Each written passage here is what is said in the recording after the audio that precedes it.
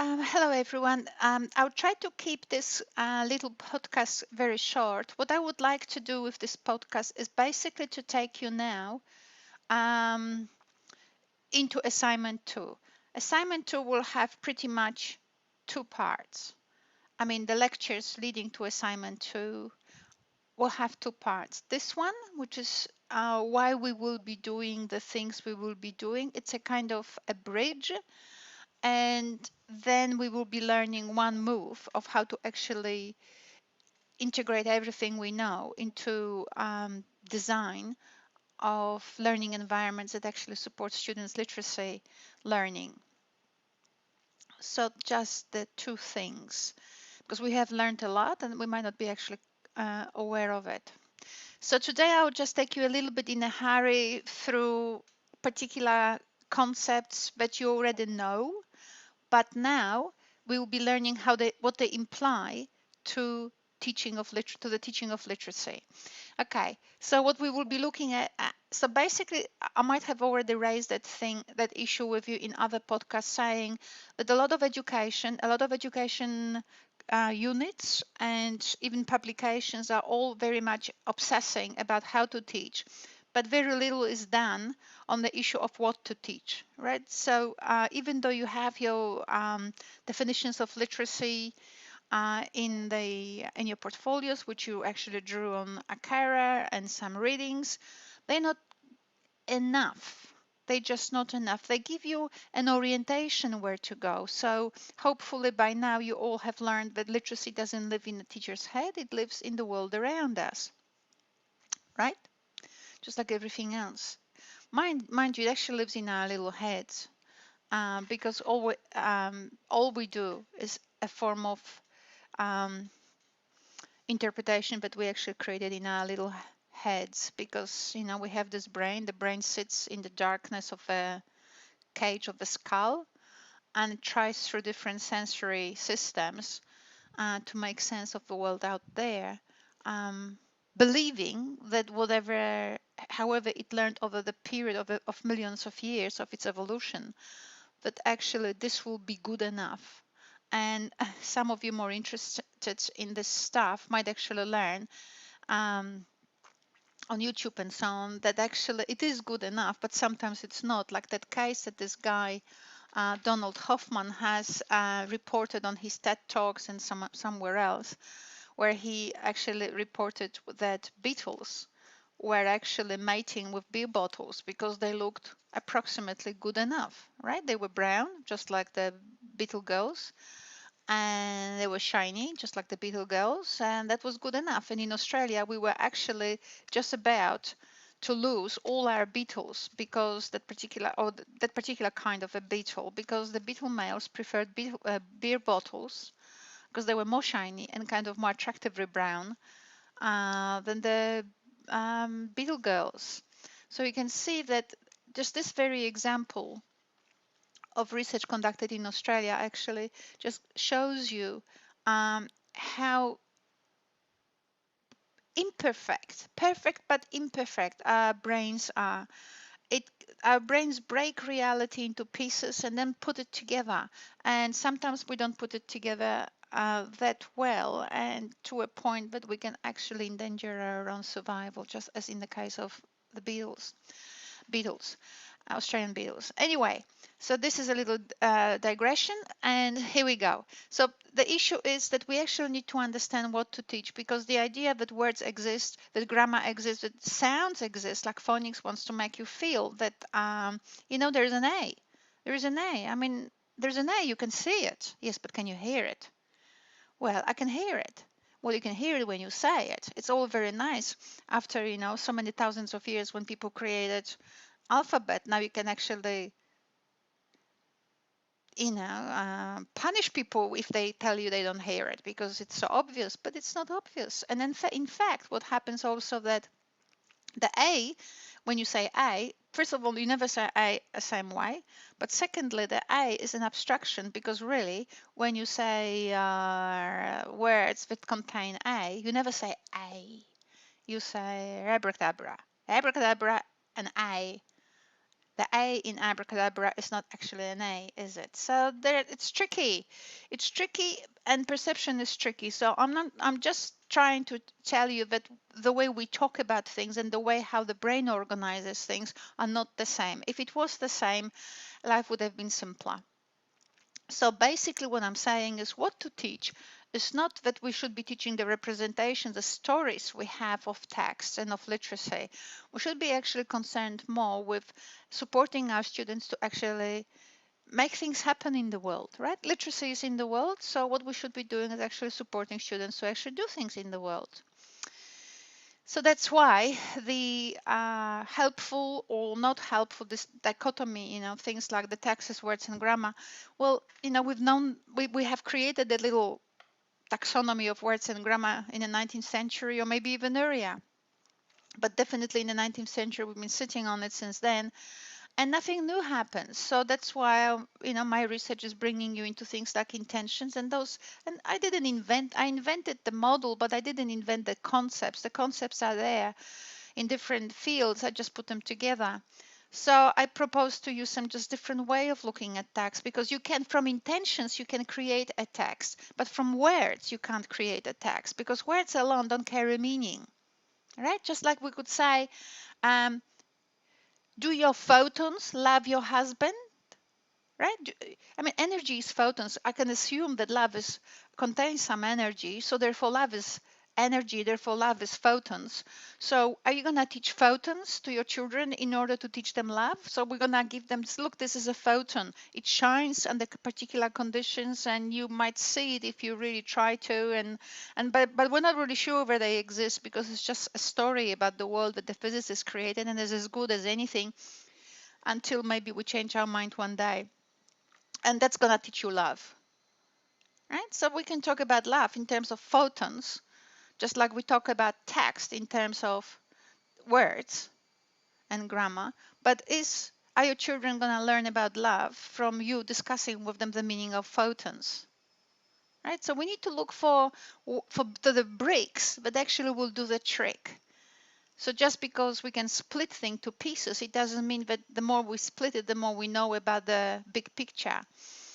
So I'm just suggesting to you that, hold the words for whatever occasion, but we could actually look for elements of the forms of bricks that actually will help you um, to construct a process that will allow children to produce meaningful text. So when you will be teaching persuasive text, because everybody teaches persuasive text for some reason, nobody teaches comedy sketches, although I will show you people actually in English and literacy classes do want to, and students do want to create comedy sketches. And, once you get to an age where your students are 14, they want to laugh all day, and they want to create comedy sketches. So intentions is a nice way to actually enter the context of teaching students or helping students to learn how to create a comedy sketch as opposed to just words. Words are like you can scatter the whole dictionary on the table and tell students to now pick up from those words on the table words to create a comedy sketch. It's just not working. Anyway, we've discussed the comedy sketch and how to think of a structure of a text in a comedy sketch before, so I'm just not going to go into the detail about it. Just to show you that we need to think about how we think of texts so that we can get helpful processes for helping us to actually support students in constructing text so that they can not meaningful, Akara says meaningfully engage, but not meaningfully, to actually have an impact, desired impact, to achieve the desired impact as they enter communication. So they are actually in control of the situation, not, oh my God, did I say it right? Oh my God, I'm still so little. Oh my God, right? All of that. We want a 5-year-old, 6-year-old, 7-year-old do what they intend to do.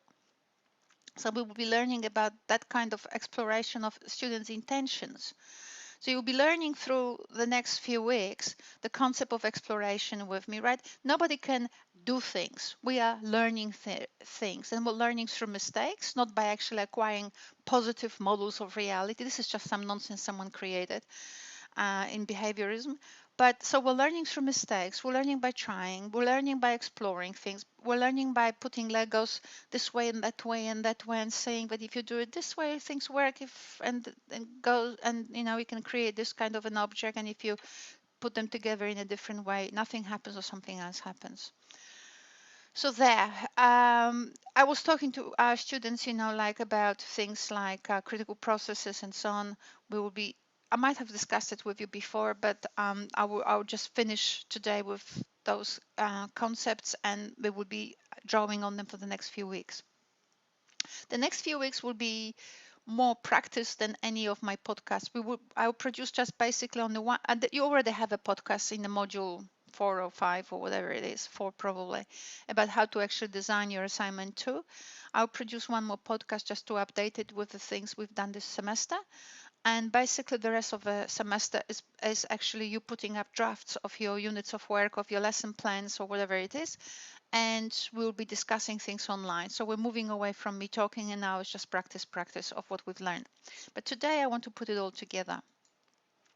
So why is it how to teach is important? Not how to teach, but what to teach is more important. It's actually a better way to enter pedagogy through the question of what to teach or what to make possible for students, as opposed to how to teach. Now, you will see that a lot of things are different, but then I actually produce research in literacy, so I can have a claim to actually say that I actually know what I'm talking about, as opposed to just reproducing what I have read in some textbook.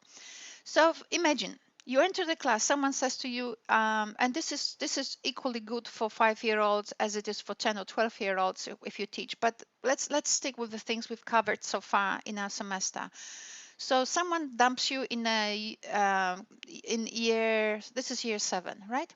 In year 7, and says to you, take over and teach those students, support those students. All right, so you go there, and little Thea produces the text. Right? Say that she didn't steal it from Wikipedia. Say she produced that. She wouldn't, but say she did.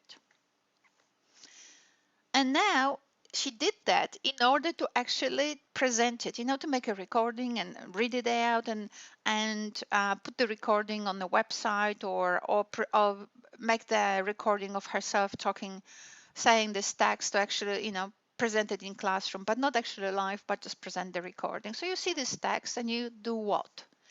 Right? So we've discussed it in some other podcasts before, but what I'm asking you now, I want you to now think of your job as a teacher of literacy. You have this text, perfectly good looking text. It's got words, they are well organized in grammar, and Thea will read it out, produce a recording, and what will you give her? High distinction. What if everyone else produces this kind of text? You'll give them all high distinctions or equivalent of grades in your different states. All right, perfect. And I'm saying is, what are you teaching her? How do you enter that perfect text so that Thea can learn something from it, right? So this is the question. Another thing that I will want you to think about is, so in order to actually answer my question, is it regarding what will you do? You actually have to know what literacy, not just what literacy is, but what to teach. How to enter this text in order to support little Thea. So the question really is not how to teach, but what's in it. What do you want her to see in this text? What do you want to see in this text? If we continuously see it as words and grammar, we see nothing. Same here. Very often I get from my students those ideas that, I'm a literacy teacher, these are 5-year-olds, I'll come to the classroom. They never say that they will use an indigenous, very rarely they say they would use a foreign sort of or indigenous text. What they basically say, Dr. Seuss or stuff like that. Anyway, doesn't matter how they choose the text, they say to me, I will bring to I'll teach literacy, and I'll bring this book, and I will sit there and read it so many times until they comprehend it and can memorize it and speak about it in the dreams. I mean, while asleep. Well, they don't say that, but it's just so they might as well, really, because I wonder what's the point. You might know the point anyway. Now, my question really is here in this regard.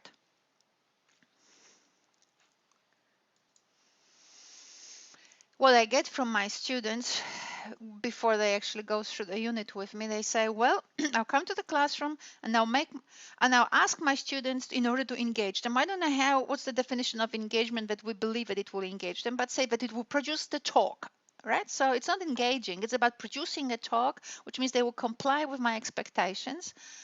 And so I will ask them what they see on the book cover. I have no problem with that task if you really want students to do that. The question is, how will you guide that discussion and why this way? Right? So we're again looking into the text, which is the graphic here. Each of the elements in this text is a symbol of something, and they're organized in a particular way because together, the way they are composed and put together, they have a meaning of sorts, or at least they want to engage the reader with those symbols. So if this is the case, is it actually irrelevant how we talk about the book cover? Can any one of you know why you would choose a particular process, not another? Do you know two processes about talking about the book cover, three processes? I know everybody does it in classrooms and everybody's I call it the pedagogy of rumor. We did it, my mother did it, my grandmother did it, my great grandmother did it, therefore we will be doing this. That doesn't actually show progress, right? Just because everybody does it, it's not kind of an indicator of creativity and progress. So my question is, if we're really into discussing the book cover, we better get it right. So what's the process and why this one? I would like to hear it. You might actually ask on the discussion board if someone actually has a, why this one? Now you can see that basically today what I'm doing is actually coming up with things we have done so far, which is the CS text, sort of big book text ideas. Now here, students' performance, right? So remember we did poetry, right? So the students are not poetry. This one is about like that Spanish American man when he was actually singing in Spanish and in English at the same at the same performance, and he had reasons for it, and we discussed it, what reasons he might have had, and so on. So your students will be doing performance. Is the children's performance for which you might prepare them? Is it just about getting it done? What is it that we do with students for them to meaningfully and creatively engage, not just in the task, but with their audiences? Just like the man who was singing in Spanish and in English at the X Factor, right? What do we do? So again, the question is about the process, which means about what are the things in the text of a performance? What are the elements in the text of a performance to make it valuable for everyone, for you as a teacher, because you will intellectually engage and go on like, oh my God, I've got to do some research. For students to go, oh my God, I never looked at the performance like this before. And for public to feel engaged, touched, included, not just being there to clap because after all, children did something, right? Wasn't any good, was all right, and they were cute. We want the public to actually resonate somehow with the students. Same with poetry. My little Thea, the example, as I said, in a posh public school, but posh public school in Sydney, they basically are given the task, just do the poem, just write it, right? How did the teacher even manage to figure out that that's a valuable, or not just valuable, legitimate request? We need to prepare students so that they know. So words, if you give them a dictionary and say, here's your dictionary, you know the grammar because you're a native speaker, just do the poem, right? Children, this is not the first time when I was looking for pictures for this particular slide. I did other things for other presentations, and every time I'm actually trying to find pictures of children performing poetry. And it could be because in Australia, where I don't know, maybe we're not as good at filming these things and so on, but I always get them from Asia. Always storytelling from India and from Asia, poetry from Asia. Question really that I have is, how do you allow this little child to feel the sense of self-efficacy? I can do it. how do you facilitate the process of poetry writing that it actually supports creativity, but not just creativity that, you know, I did my best. No, you teach them the process, right? So again, we're hitting the issue of what to teach, not how to teach. How? If we know what, then that will happen. How will happen if we know what, right? That's my assumption. And what I'm saying is very often in literacy teaching, we're actually hitting the question how because we're not actually sure what. Because what's in the poem that would allow you to now make students aware of it so that you actually present them with a process that facilitates creative, critical, inclusive, amazing production of a poem, right? Same about comedy sketch. So we were looking at Mr. Beam and we were discussing what Mr. Beam does with the tag. Mr. Bean, pardon me, what Mr. Bean does with the text in order to make it fun, right? So we were actually thinking about it. And as I probably was mentioning it for my students, I think 2 years ago, it took them a year ago, actually, it took them an hour to work out why Toby, the reference to the name like Toby, to a name like Toby, was funny when Mr. Bean was talking about hell. It took them an hour. So obviously, it's not easy actually to think of the text of a comedy to actually then support our students to produce a sketch on comedy.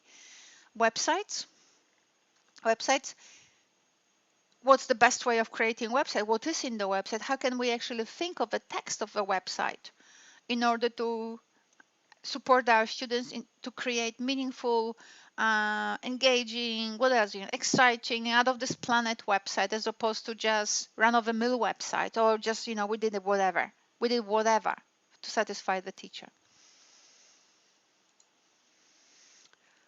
So I'm asking you all these questions because I want to disrupt your, if you have any, confidence that literacy is just so simple. You just walk in with a text, right? You put it out there and children happy. This is Rousseau's picture of wild children just so naturally engaging with the teacher who's so well-meaning. Well, it doesn't happen this way because this is a picture that was taken in order to reflect this particular. This is an advertisement, really, right? It's an advertisement. So the teacher is sitting.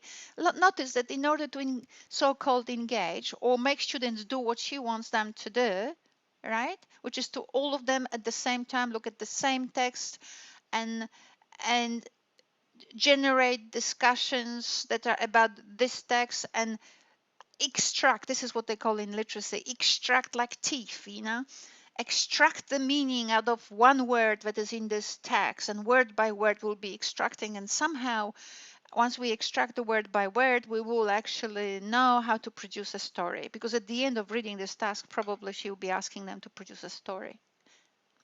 So reading, I want to make you aware that just because I read an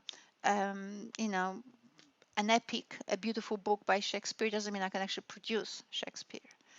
So there's two different things. So, but in some of the PowerPoints that you might have looked at throughout the modules, you will notice that what I'm actually claiming that this picture and the 19th century picture here is exactly the same, because notice we're all looking here at one book, this teacher in the center, we're all producing the same responses. In literacy teaching, they call it comprehension. What is comprehension in literacy? Well, producing responses that the teacher validates.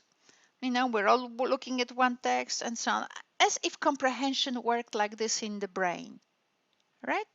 If all action is purposeful, then comprehension must be purposeful. So when a teacher sits there in the middle, stands there in the middle, and we all have to comprehend the way the teacher will either says yes or no. You see this little on this picture here, this red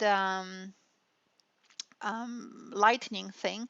That's what this what's his name, Professor Cormac or Mark Cormac, I think he's Cormac, Sometimes he comes up as McCormack, so I'm not quite sure, from University of Adelaide. What he says, you've got these students, those blue little things, around the book, surrounding the, I mean, you've got these students sort of organized in a line, then we're all looking at one book, and then sort of this lightning symbolizes how we send our questions or send our responses to the teacher, which is the square or rhomboid or whatever it is at the top, and he will tell us back whether we got it right or wrong. It's like a brainwashing, isn't it? Like a police control, like a brain control of those students. Yes, that's the meaning. Well, it doesn't work like that. Meaning is purposeful. So what's the purpose here in this activity? There's only one purpose: satisfy the teacher. Has that supporting creativity and critical thinking? Uh, we're just learning what makes our teacher say yeah or nay, right? Yeah.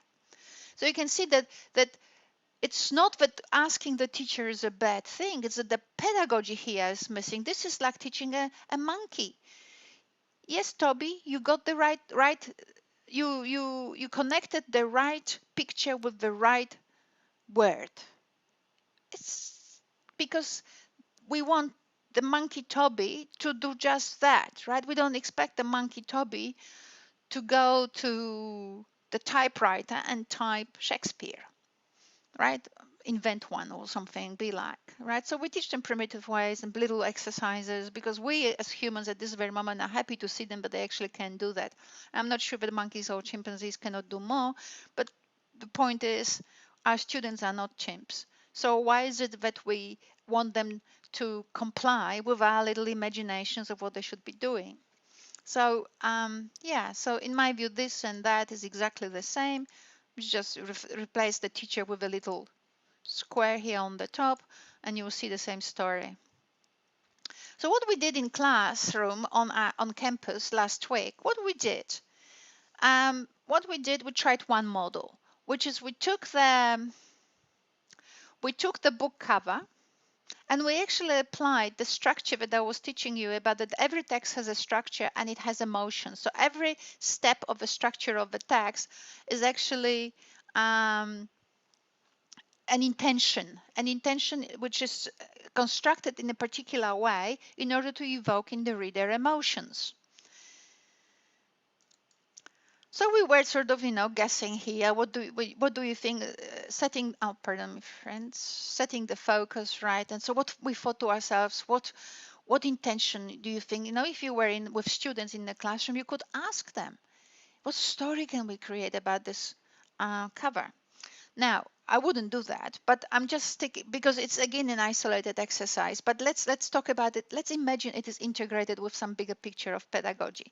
So we are asking students, so students are actually trying to work out what this picture is saying, right? So we've got the structure. We always run a particular model, say for example this one, so we know how to create a story about a text about anything. So we have continuously the same structure, which is setting the focus, disturbance, dialogue, development, and so on.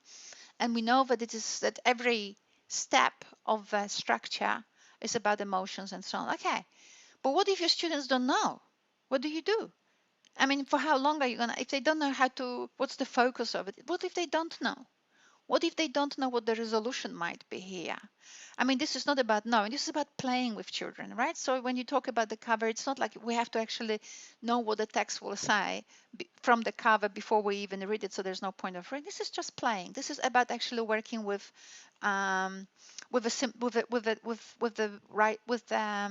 graphics. What if they don't know? What do you do? I mean, at the end of the day, when you pop in just with one book, what do you do? They have to have the answer because we have one book, one answer, one teacher who knows, right? So you tell them, well, what's the point of that? So that they get it right? What's the point of that? I mean, when I was discussing, and you have podcasts there, when I was actually talking about Scuttle exercises, right? I was mentioning it. That's, getting it right is actually not necessarily critical, creative, or anything. I'm sure that a lot of painters, before they got Mona Lisa or before they got any other paintings, they actually had 5,000 drafts. Any of the drafts of those painters would have been for you and me a most magnificent piece of work. right? Because at the end of the day, I mean, I barely can draw. I can't even do a straight line. Let's let alone anything else. Um, yeah, but that's not so. So basically, what I'm saying is, us telling them this is how it is, right? This is the answer. This is how it is. It's about compliance. It's not simulating. It's not creating any form of engagement in reality, not with us, not in the classroom, not with the book. So the engagement idea is also misguided. We don't want students to get engaged with the book or engage. We want them to actually stimulate the engagement with the world. So what if they don't have an answer? This is a question. But if they can't actually create a story about this picture, that's something we need to actually think to ourselves. And these are the kinds of things we'll be discussing as from now on. And I'm not going to produce an answer now. That's we will be dealing with it. But yeah, students have no idea. What do you do? What do you do? Ah, I produced the answer. There are other covers of books of different kinds, of the same kind, which could be indigenous stories, could be non-indigenous story, and so on. So exploration. Every time we stumble on something, what do? We go like, oh my God, where did I see it too?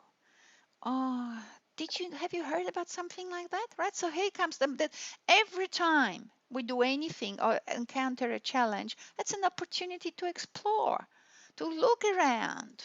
Right? That's great. Um, there are other ones. So I've done it with you already in other podcasts, which is like the way I was working with Thea.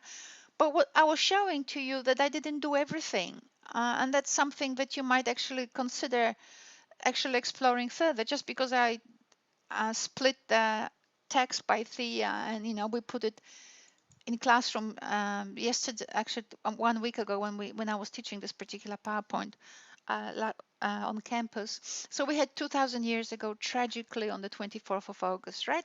So we've had that. And why is it that tragically is actually second, not first? I've discussed it maybe in another PowerPoint, but this is about the intonation, right? So it is in English, what we do, we put the most important thing at the front. Is that tragically it would be about something that happened yesterday or something that happened to a person like today or something.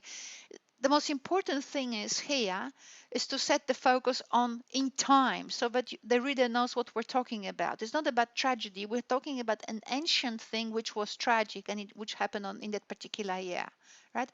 2,000 years ago, tragically, on the 24th of August, Mount Vesuvius exploded. So you can hear how the intonation went from the greatest energy of the voice 2,000 years ago. Tragically, on the 24th of August, this and this happened, right? So the focus is on actually setting the story in time. But look at, there is opportunities here in this text that we have never really um, explored. So who's gonna be the audience of this little presentation by Thea? 12-year-olds. She doesn't actually say it's in Italy, in Europe, right? So in Italy, so it's not there. 33 kilometers. Now you show me the little one who knows what 33 kilometers actually means. But if we look at those intercontinental planes, the flights, that's 3 times higher than the plane flies when going, say, to Europe or wherever, right? Molten rock, I don't know, what I'm saying is there's a lot of text here because it was stolen from Wikipedia that it's okay for an adult to understand, but it's a little bit, dense for a 12-year-old as they listen to Thea, who also produces this text at the speed of light, because she needs to squeeze it within the 3 or so minutes that the teacher asked. So yeah, so that can be broken down, but it needs to be broken down in terms of also intentions, which are emotions. What is this 33 kilometers to sound like?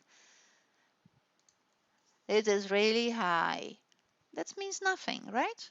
You want to astonish, you want to compare, and that comparison with the 33 kilometers and 3 times higher than the plane, you want that comparison, the way you want to choose the comparison, it has to do something to the listener. It has to say to them that's nothing, or it has to astonish them, it has to horrify them, right? So that's what I'm saying. There's a lot of things that you can actually break down. What is 1.5 million tons? I mean, do we remember how much it is? A 12-year-old just knows it's lots, right? So can we work with that too? So that's something for you to think about.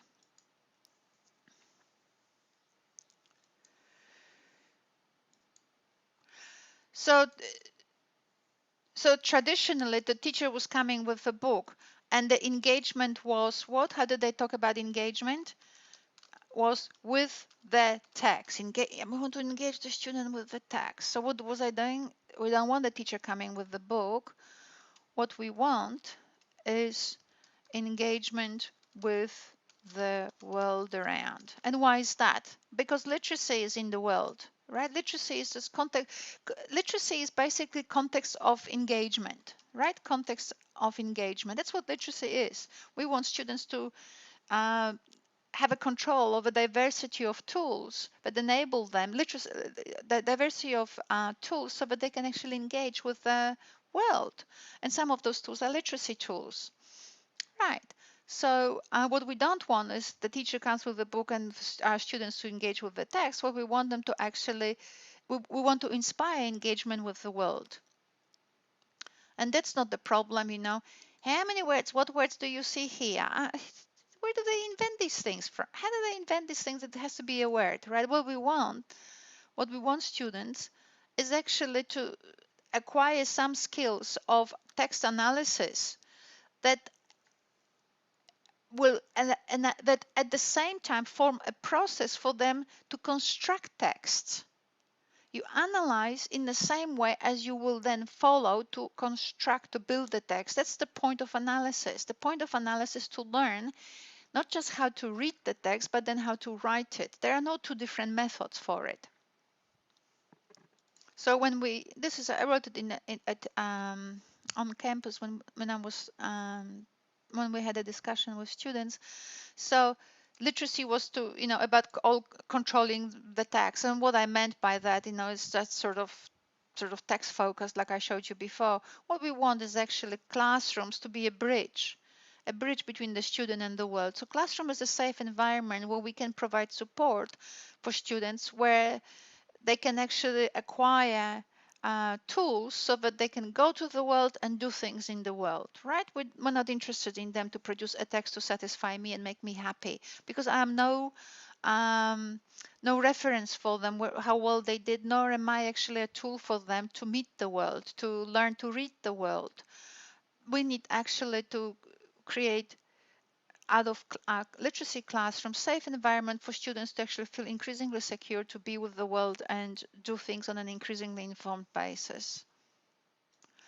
Now, this is something here that you will be hearing about probably as teachers. I'm not sure even whether you'll be hearing about it as pre-service teachers, but this guy invented something, whatever he invented. In the publication that I have produced with Amy, we discussed the concept of feedback, and we discussed the concept of feedback produced by Hattie. The most interesting thing about the definition of feedback by Hattie is as follows.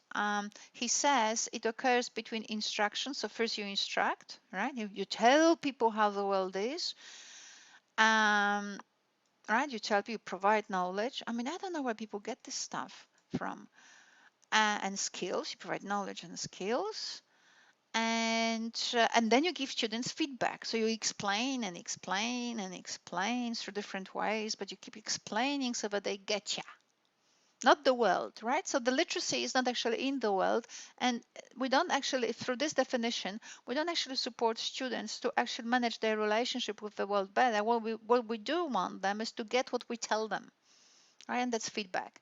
Now, whether I'm right or wrong with this, it doesn't really matter. What matters is Hattie is not producing any any references here, how he actually got there. Where did he get that stuff from? I mean, I want to know what genre, is he updated on genre theories? to actually tell me whether this is up to date. What about neuroscience and how the brain works? Yeah, I would like to know. Is this sort of sitting here? What about clinical psychologists who are talking about play and emotions and all of that? So we actually teach play as for therapy psychology. Any references here? Now, if you were a PhD student of mine or master students, and if you produced a sentence like this, you will fail as an undergraduate student if you produce a definition like this, because unless you actually reference it in terms of also your understanding of the things of factors that impact on meaning construction, you actually have not produced anything. Because paper is patient, you can write anything, right? But then you have to actually say where you got it from, and you have to actually create your knowledge base. So you have to say, well, whatever I have produced with Amy, but we have put it together in the form of not just the article, but at the end you have a table. But basically we drew all our stuff from physics, from mathematics, from neuroscience, from clinical psychology, from genre, from everywhere, in order to actually create a knowledge base. But there's nothing, there are no references in this article, this particular article that we draw, that where Hattie talks about feedback, which is actually a no-no. But he'll get published because he's a professor already, and I don't know how it works. Point is, there's no reference. There are no references in relation to which he actually builds this concept of feedback. The only way I can actually think he got there, it's because I don't know, people in school some time ago thought of feedback like this. A lot of people in schools nowadays don't think of feedback like this, but maybe sometime 100 years ago people did, and I don't know, he got it from somewhere. So here from the paper that I have published with Amy, here I have actually pulled out some concepts of feedback that not concept aspects of feedback or dimensions of feedback that we will be actually cover that will underpin the design of lessons or the methodology for designing lessons or designing teaching context or learning context, right, throughout the rest of the semester. We need to recognize people are different. We need to produce personalized support. And personalized support actually, the idea of personalized support comes and go, comes and go, comes and goes. And I'm old, but I'm not that old. I can't remember what people were doing in the 18th century and how they were thinking. But I know that at least in the most current times that I have researched, that idea of personal support came out from the 70s and 80s, especially with the development of technology that allowed us to see that the world is not really the way we see it. But then what happened was that people didn't really, people always look, teachers always, not teachers, academics, I don't know, people always look for sort of shortcuts, simpler ways, uh, ways to return to the past. I mean, there's this, it's like, I ask my chiropractor, why do I have to always come back to you? Why? And he says, because you have nervous circuits in your body but actually are so well established that they always want to go back where they've been before. And that's pretty much academia, right? Why move when we remember and we've been saying same things for so long? So what happens with personalized support, people think that the teacher has to, and I've seen research done, international research done in 2000 something, in mathematics, where people were saying, oh, if you come up to the student and explain a little bit, that's personalized support. That's not personalized support. That's still teacher talking to the student how to do it. Personalized support can only happen if you actually created it yourself. Right? So the only reason why personalized support matters is because you generated feedback in your own head, and that's the only way you can actually understand it, right? So it doesn't matter how I can actually tell you how to walk like a model. You actually have to walk like a model for a while, so that as you walk, you make mistakes, and you actually start, as you do go through this exercise, you actually generate feedback paths for yourself, and after a while you actually get it, right? So personalized support is actually, personalized means created by the person. So the teacher doesn't actually talk to the student, explain and talks like I do to you now. What we do, we create a situation where the student can actually generate feedback for themselves, can engage in forms of activities that allow the student to look at what they do in more than one way, so that the feedback pathways they create in their head are actually multiple, and they can reorganize information for themselves. That's what's personalized feedback. Now this guy here, this is written by Peterson. I might have mentioned him above here. He's Peterson. He's a professor of psychology he used to be at Harvard, and now he's at University of Toronto because he's a Canadian. So he talks here, and he talks here about exploration. He says, like, you can read it for yourselves here. I'm not going to read this slide, and but basically what he's saying, there's nothing better than a draft. There's nothing better than a mistake. Pragmatic failure, getting it wrong, means that there's a room for expansion, and exploration enables this expansion, right? So people are different. They need to actually generate feedback for themselves through explorations, and therefore, when they actually do that, they solve their problem, not how you think of the problem they have. Because how you think of a student's problem is your little story. And that little story, how did you generate it? Oh, because I was taught the Texas words and grammar. So on that basis, you created some sort of story about what the student can or can't do, right? But it's your story. It's not actually what happens, because if it was, you would have gotten a Nobel Prize. Let's be actually clear about it. If you knew what happens in child's head, you were it. You know, people are millions of people investing money to find out what happens in people's heads, but just ask teachers or academics who teach literacy. We all know what happens in children's heads. We don't know what happens in children's heads. And the trick of quality teaching is, how do you create an environment that children solve their problems, not your problems?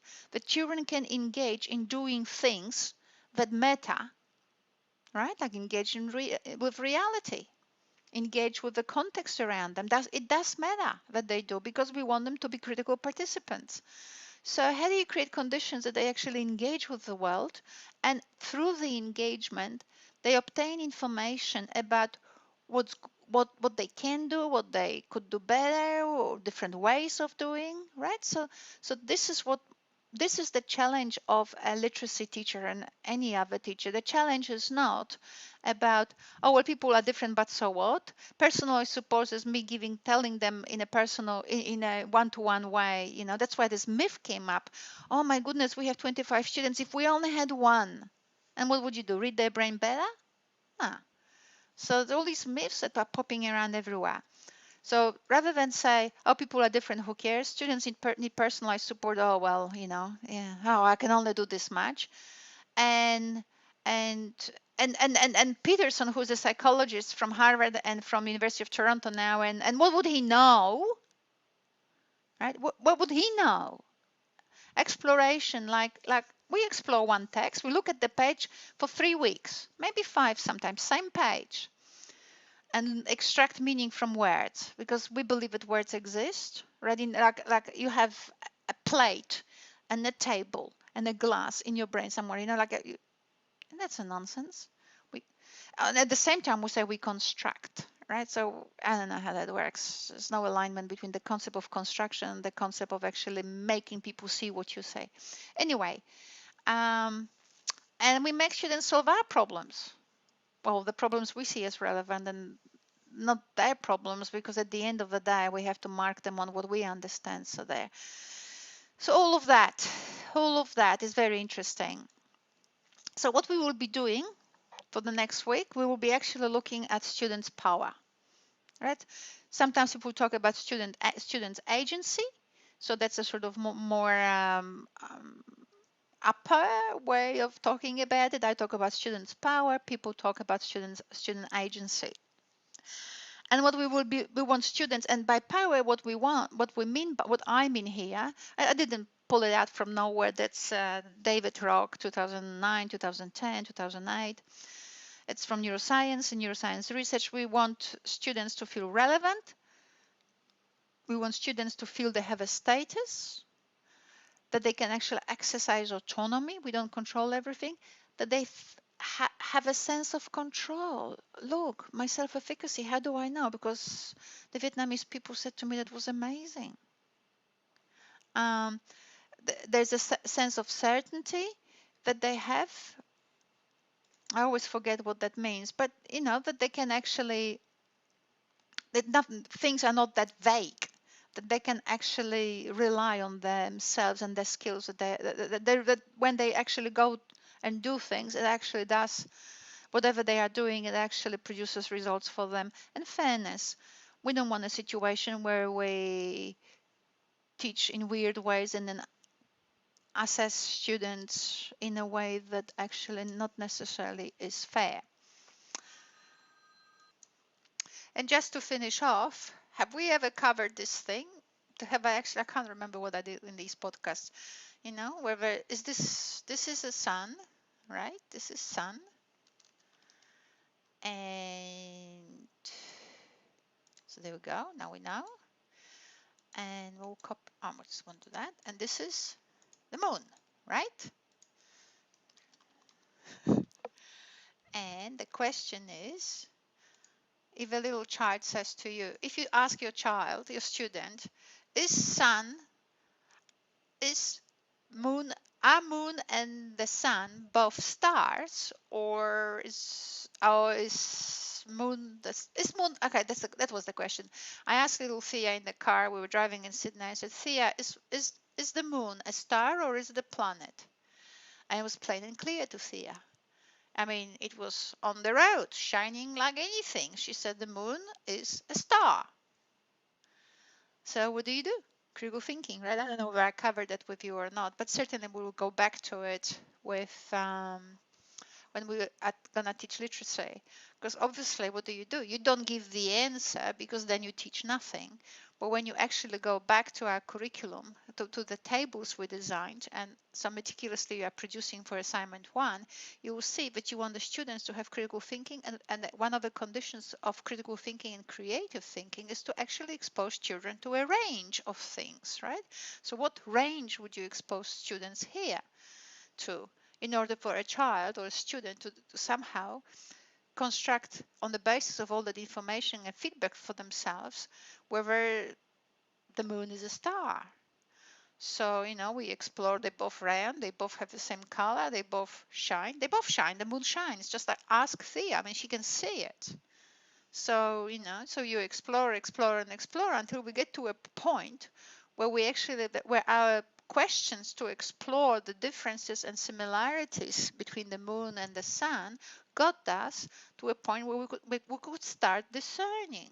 So, for example, has anyone landed on the sun? Not yet. Could be because it's too far. It could be. So has anyone landed on the moon? Yes, but it's next door. That's okay. So does the sun warm you up when it shines? Yes. Does the moon warm you up when it shines? Nah. Oh my goodness. Can't be.